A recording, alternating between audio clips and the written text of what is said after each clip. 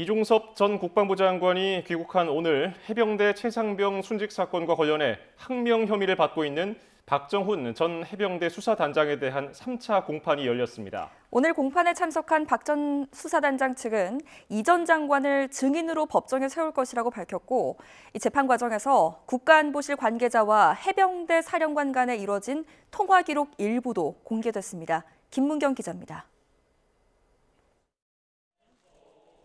이종섭 전 장관이 11일 만에 귀국한 날 공교롭게도 항명 혐의로 재판을 받고 있는 박정훈 전 수사단장에 대한 3차 공판이 열렸습니다. 박 전 단장 측 변호인은 출석에 앞서 피의자인 이 전 장관을 대사로 내보낸 것은 인사권 남용이라고 주장한 뒤 이 전 장관을 법정에 세우겠다고 강조했습니다. 저희가 증인을 신청할 거고 제 1번이 이종섭 국방장관이죠. 물어야 될 게 분명히 있지 않습니까?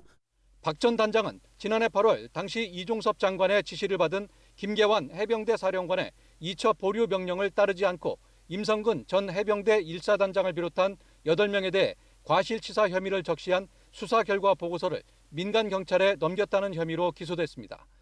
이에 대해 박 전 단장 측은 김 사령관의 명시적인 지시가 없었다고 주장하며 윗선의 외압 의혹을 제기해왔습니다. 이번 재판에서는 최상병 순직 사건 조사 보고서가 민간 경찰에 이첩됐다가 회수되기 전후로 국가안보실과 해병대 지휘부 간 이뤄졌던 전화통화 기록 일부도 공개됐습니다. 조사 보고서가 회수되기 이틀 전인 지난해 7월 31일 당시 국가안보실 임기훈 국방비서관과 김계환 사령관 간에 오전 오후 두 차례 통화한 것으로 나타났습니다. 김 사령관을 보좌하는 김하동 비서실장도 조사 보고서 이첩 당일인 8월 2일 안보실에 파견돼 있던 해병대 김영래 대령과 통화했지만 내용은 기억나지 않는다고 전했습니다.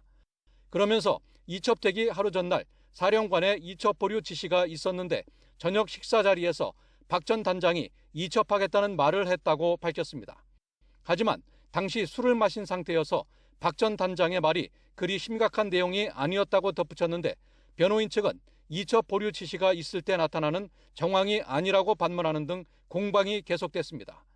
증인 가운데 한 명으로 참석한 이윤세 해병대 공보정훈실장은 유가족과 국민 여러분께 다시 한번 죄송하다고 밝힌 뒤 박정훈 전 수사단장의 선처를 재판부에 요청하기도 했습니다.